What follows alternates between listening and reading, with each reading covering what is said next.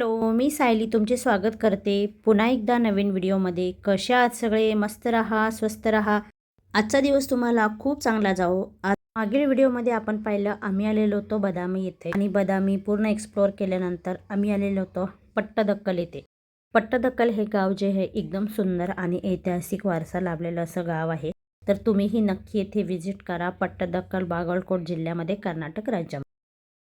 जर तुम्ही बदामी विजिट करणार असाल तर पट्टदकल येथे नक्की विजिट करा. बदामीपासून हे फक्त 22 किलोमीटर आहे. बागलकोट जिल्ह्यामध्येच आहे हेही आणि खूप सुंदर अतिशय देखणं असं हे ठिकाण आहे. ऐतिहासिक वारसा लाभलेलं युनेस्को हेरिटेज लाभलेलं हे पट्टदकल मंदिर आहे. इथे तुम्हाला संगमेश्वर मंदिर म्हणजे एक शिव मंदिर, त्याचप्रमाणे इतरही तुम्हाला 9 मंदिरे पाहायला मिळतील. याच्यामध्ये एक जैन मंदिरही आहे. पट्टदकलचा जो आहे जागतिक वारसा आहे, वर्ल्ड हेरिटेज आहे. पट्टदकल येथील जे मंदिर आहे, ही मंदिरे जी आहे ती इसवी सन पूर्व 5व्या ते 6व्या शतकामध्ये राजा विक्रमादित्य याच्या राज्यामध्ये, म्हणजे हा चोळ वंशातील जो राजा आहे राजा विक्रमादित्य यांच्या वेळी ही मंदिरे बांधलेली आहेत. द्राविड शैलीमधली ही मंदिरे आहे. अतिशय सुंदर अशी जोगी मंदिर आहे. या मंदिरामध्ये तुम्हाला साऊथ इंडियन म्हणजे दक्षिण भारतातील आणि द्रविडियन दोन्ही संस्कृतीचे जे आहे तुम्हाला इथे मंदिरे पाहायला मिळतील. एकदम सुंदर अशी मंदिरे पाहण्याजोगी आहे. एकदम विशिष्ट प्रकारची दगडांवर एकमेकांवर दगडे लावून विशिष्ट अशी मंदिर रचना करण्यात आलेली आहे. आणि ही मंदिरे पाहण्यासाठी जे आहे खूप दूरवरून लोक येतात. इंडियन तर येतात त्याचप्रमाणे ह्या मंदिराला व्हिजिट करण्यासाठी फॉरेनरही म्हणजे विदेशी पर्यटकही येतात. त्यामुळे हे अतिशय सुंदर असं पट्टदकल मंदिर परिसर तुम्ही नक्की व्हिजिट करा आणि तुमच्या ट्रिपमध्ये बदामी ट्रिपमध्ये एक अतिशय सुंदर असा अनुभव घेऊ शकता तुम्ही. खूप सुंदर मंदिर आहे. आम्हाला तर पर्सनली मला हे मंदिर खूप आवडलं आणि इथला परिसरही खूप सुंदर आहे. एकाच ठिकाणी एवढी मोठी मंदिरे मोठ्या प्रमाणामध्ये तुम्हाला पाहायला मिळतील. मंदिर परिसरही अत्यंत सुंदर आणि विकसित केलेला आहे. परंतु या मंदिरामध्येही तुम्हाला पाहायला मिळेल की इथेही जे आहे मुघलांनी हल्ला केल्यामुळे इथली ही मंदिरांचा जो आहे फार प्रमाणामध्ये त्यांनी खूप मोठे नुकसान केलेले आहे. विशेषतः मंदिरातील ज्या मूर्त्या आहेत त्या नष्ट करण्यात आलेल्या आहे, भग्न करण्यात आलेल्या आहे. आणि इतरही तुम्ही बघू शकता. इथे जे आहे टोटल 9 मंदिरे आहे, परंतु एकाच मंदिरामध्ये जे आहे शिवलिंगाची पूजा केली जाते. कारण ते एकच जे शिवलिंग आहे ते सुस्थितीमध्ये आहे संगमेश्वर मंदिरामध्ये. त्यामुळे ह्या मंदिरामध्येच फक्त एका मंदिरामध्ये पूजा केली जाते, बाकी इतर कुठल्याही मंदिरात पूजा केलेली जात नाही. तर हे आहे संगमेश्वर मंदिर. संगमेश्वर मंदिरासमोरचा जो आहे महानंदी हाही खूप सुंदर आणि पाहण्यासारखा आहे.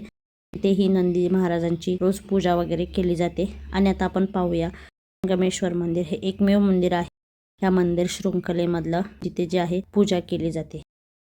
मंदिराची रचना जर तुम्ही पाहणार तर इथेही खूप सुंदर असं कलाकृती केलेली आहे.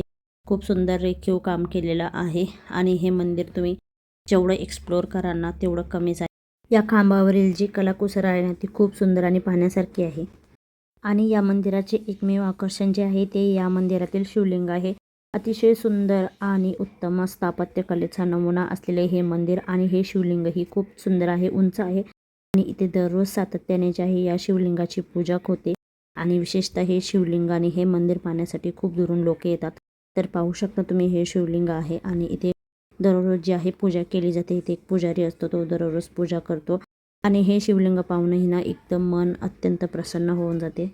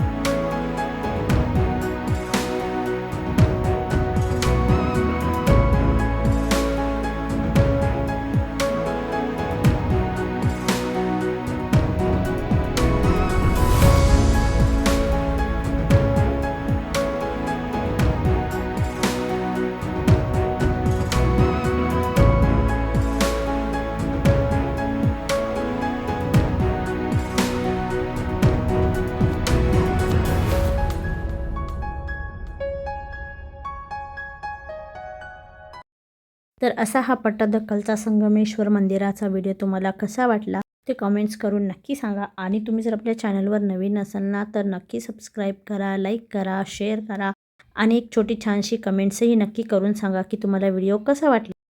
आता डे 2च्या दुसऱ्या दिवशी बदामी झालेलं होतं, पडक्कल झालेलं होतं आणि आम्ही निघालेलो होतो हम्पीला. हम्पीला जाण्याआधी आम्हाला इथं हॉस्पिटल लागलं आणि हॉस्पिटलमध्ये इथे आम्ही रेल्वे क्रॉसिंगला थांबलेलो होतो. त्यानंतर आम्ही हॉस्पिटलमध्ये एंट्री केली. आमचं आधी ठरलं होतं की आम्हाला हॉस्पिटलमध्ये राहायचं, परंतु इथं आम्ही 7:30च्या आसपास आलेलो होतो आणि हम्पीमध्ये पोचायला आम्हाला 8:30 ते 9 वाजणार होते. त्यामुळे मग आम्ही असा विचार केला की डायरेक्ट हम्पीमध्येच स्टे केला तर चांगलंच होईल. कारण परत हॉस्पिटलमधून परत हम्पीला जायला परत आम्हाला टाईम लागेल दुसऱ्या दिवशी. म्हणून जे आहे आम्ही निर्णय घेतला आणि आम्ही डायरेक्ट हम्पी येथे पोहोचलो. हम्पी येथे पोहोचलो, आम्ही रूम वगैरे घेतली. परंतु इथे कसं आहे ना 10:30 पर्यंतच जेवणाची ऑर्डर घेतात आणि एक तर कॉस्ट पण खूप हाय होती. त्याच्यामुळे मग आम्ही एका ठिकाणी थांबलो. आम्ही ज्या ठिकाणी थांबलो होतो त्या रेस्टॉरंटचं नाव होतं lemon and honey. Pure veg restaurant आहे हे आणि इथला ॲम्बेसही खूप छान आहे. इथे भारतीय बैठक आहे, त्याचप्रमाणे टेबल खुर्च्यांचीही बैठक आहे. पण त्याच्यासाठी तुम्हाला इथे बाहेर सर्व शूज वगैरे चपला आहे ते आपल्या बाहेर ठेवायला लागतात. आतमध्ये आल्यानंतर आम्ही इथं ऑर्डर केली लगेचच, कारण खूप उशीर झाला होता ऑलरेडी आणि इथलं जेवण जे आहे ना एकदम टेस्टी होतं. प्युअर व्हेज रेस्टॉरंट आहे हे, तुम्ही नक्की इथे या. त्यानंतर आम्ही आलेलो होतो आमच्या रूमवर. तर ही आहे आमची रूम. तर 1 दिवसासाठी आम्ही ही रूम घेतलेली होती. ही रूम जी आहे ना ती न्यू हम्पी येथे आहे. साधारण ह्या रूमची कॉस्ट आम्हाला मिळाली होती 1200 रुपये. ह्याच रूमची जर तुम्हाला कॉस्ट डिसेंबरमध्ये म्हणजे क्रिसमस सुट्टी, दिवाळी सुट्टी किंवा सुट्ट्यांच्या कालावधीमध्ये आला तर ह्याच रूमची कॉस्ट तुम्हाला 5,000 ते 6,000च्या आसपास जाते. सुंदर रूम होती, अतिशय क्लीन वगैरे होतं, टापटीप होतं आणि बाथरूमही इथलं व्यवस्थित होतं आणि इथं आम्हाला गॅस गिझरही दिलेला होता. ही रूम आम्ही तिथे डायरेक्ट गेल्यानंतर बुक केली होती, ऑनलाईन वगैरे काही बुक केलेली नव्हती. अशी ही सुंदर आम्हाला रूम मिळालेली होती. तुम्ही हम्पीला येणार असाल तर मला कमेंट्स करा. इथला जो ओनर आहे त्याचा मी नंबर तुम्हाला प्रोव्हाइड करेल. चला तर भेटूया नेक्स्ट व्हिडिओमध्ये. आणि हा आजचा व्हिडिओ तुम्हाला कसा वाटला ते कमेंट्स करून नक्की सांगा आणि आपल्या चॅनलवर जर तुम्ही नवीन असाल ना तर नक्की सबस्क्राईब करा. Bye bye.